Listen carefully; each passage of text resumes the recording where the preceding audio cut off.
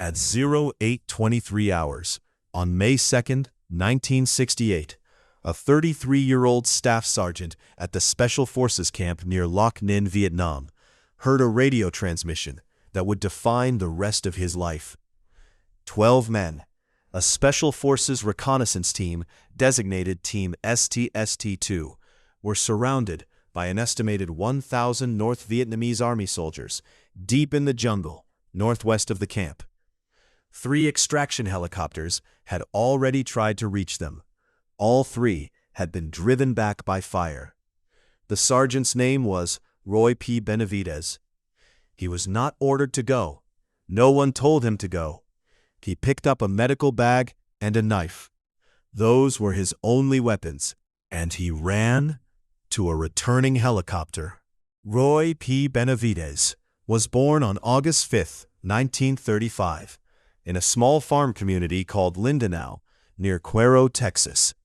His father, Salvador Benavidez, was a Mexican-American sharecropper. His mother, Teresa Perez, was Yaqui Indian. By the time Roy was 2 years old, his father was dead, tuberculosis. By the time he was 7, his mother was dead, the same disease. He and his brother Roger were taken in by their uncle and aunt, Nicholas and Alexandria Benavidez, in El Campo, Texas. Nicholas picked beets and cotton. The boys worked alongside him. Roy left school after the 7th grade, not by choice, but because the family needed the labor.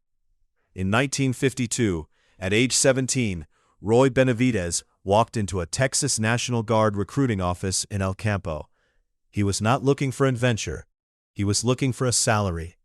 He was not a natural soldier. He failed his first attempt at the Army's standard literacy test. He studied. He retook it. He passed. Over the next decade, Roy Benavidez became, by documented Army assessment, one of the most physically capable non-commissioned officers in the United States Special Forces. He volunteered for jump school, then for the Special Forces, then for a Vietnam advisory tour in 1965. During that first tour, he stepped on a bouncing Betty landmine near the Vietnamese-Cambodian border. The medics told him he would not walk again. Army physicians at Fort Sam Houston in San Antonio put that assessment in writing. Roy P. Benavidez was given a medical discharge option. He declined it. What happened over the next 18 months is not in the official record. It is in the accounts of nurses and fellow patients in the medical ward. At night, when the ward was quiet, he pulled himself out of bed onto the floor. He could not walk.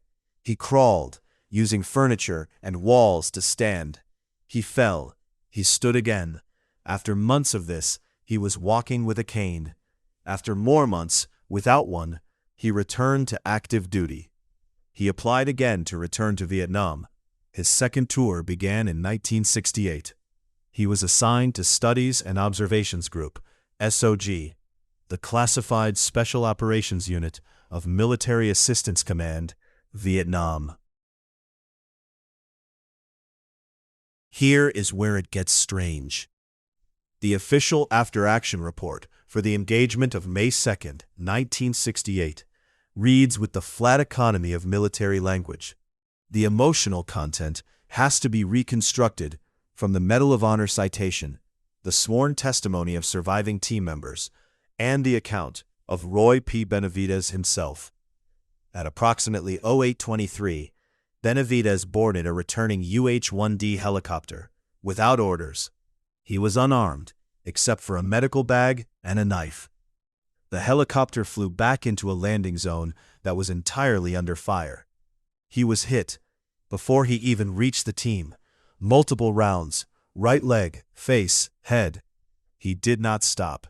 He reached the survivors, administered first aid, called in airstrikes on enemy positions, and began moving wounded toward extraction points.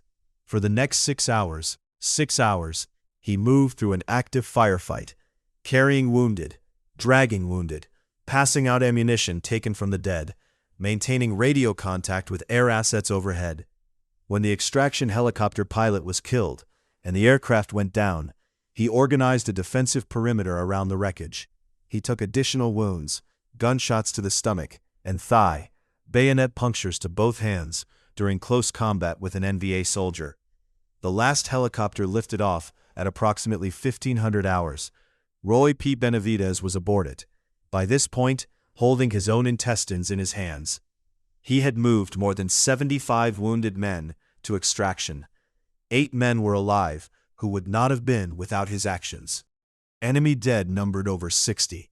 The Special Forces team had been reduced from 12 to 3 survivors before extraction. At the field hospital, the attending physician looked at Roy P. Benavidez and reached for a body bag. The damage was sufficient. Multiple gunshot wounds, deep shrapnel lacerations, bayonet punctures, massive blood loss, to make that the logical clinical conclusion. As the zipper began to close, he spat in the doctor's face. The room froze. The doctor stopped. He was alive. Roy P. Benavidez would spend nearly a year in military hospitals. The Army repaired, as much as could be repaired, the damage from 37 separate wounds. The initial paperwork for Roy P. Benavidez's actions on May 2, 1968, was lost. The engagement was classified. The witnesses scattered across demobilization. For over a decade, nothing happened. In 1980, a fellow SOG veteran, Roger Cepeda, filed a formal request that Benavidez's actions be reconsidered for the Medal of Honor. A legal review began. Surviving team members provided sworn depositions. On February 24, 1981, President Ronald Reagan placed the Medal of Honor around his neck at the Pentagon. After the ceremony, Reagan turned to the press corps and said, if the story of his heroism were written as a movie script, no one would believe it.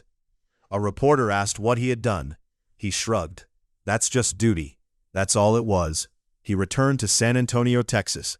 He spent the next decade speaking at schools, community centers, military functions, telling young people from backgrounds like his own that their origin was not their destiny. He died on November 29, 1998, at the age of 63. The cause was complications from diabetes and other service-connected conditions. He is buried at Fort Sam Houston National Cemetery. Master Sergeant Roy P. Benavidez received the Medal of Honor, the Distinguished Service Cross, the Purple Heart with Clusters, the Meritorious Service Medal, and the Army Commendation Medal, among others.